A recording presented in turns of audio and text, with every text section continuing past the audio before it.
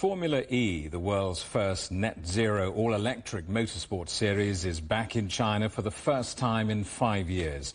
It's made its debut in Shanghai, with Jaguar's Mitch Evans winning the first of a double-header of races this weekend. The first ever Formula E race was at Beijing's Olympic Green Circuit. It was run by Audi's Luca Di Grassi, who went on to race in Formula One. Formula E's fan base hit record highs last season with 344 million viewers around the world, meaning it's now the fourth most watched motorsport.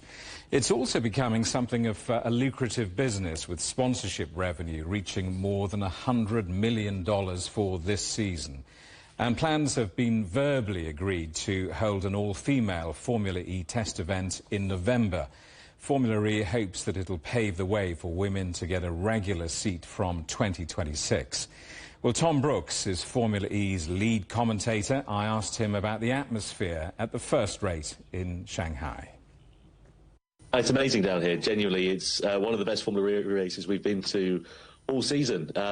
Everybody loves Formula E, and especially here in Asia. It's where the championship began back in 2014, and there's a lot of excitement around coming back to here for the first time since 2019, and it's been wonderful. All the fans have been fantastic, the weather's been brilliant, and we've had some great racing this weekend. What is the significance of Formula E's return to China?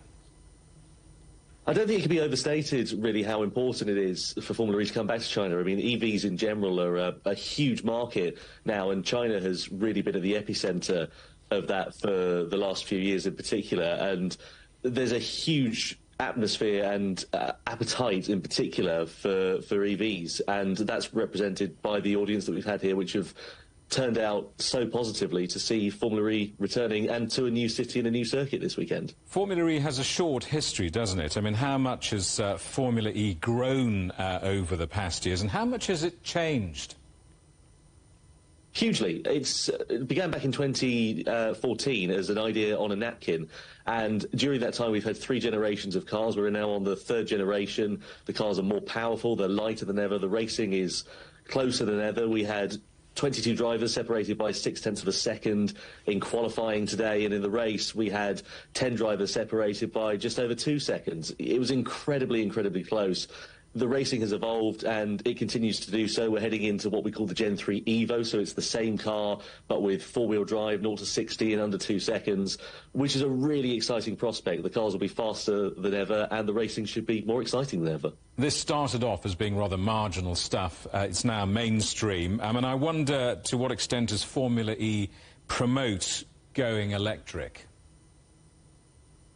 Massively. Again, it can't be overstated how important Formula E has been for that, not only in terms of just bringing international electric racing to the stage, also in terms of what manufacturers have done. We've had manufacturers such as Audi, such as BMW. Currently we've got Porsche in there, we've got Jaguar, and Jaguar in particular are going to an all-EV lineup from 2025. In fact, the last internal combustion engine car rolled off the production line in the UK just the other day. So it's had a massive impact on that, and the technology that's developed within Formula E, it all trickles down to road cars, and it's been hugely important for that and for its incredible growth and development over the last 10 years. Historically, going back well over a century of conventional motor racing, it's been dominated by men. It's been boys' toy stuff. What more can you tell us about these plans for an all-female test event later this year?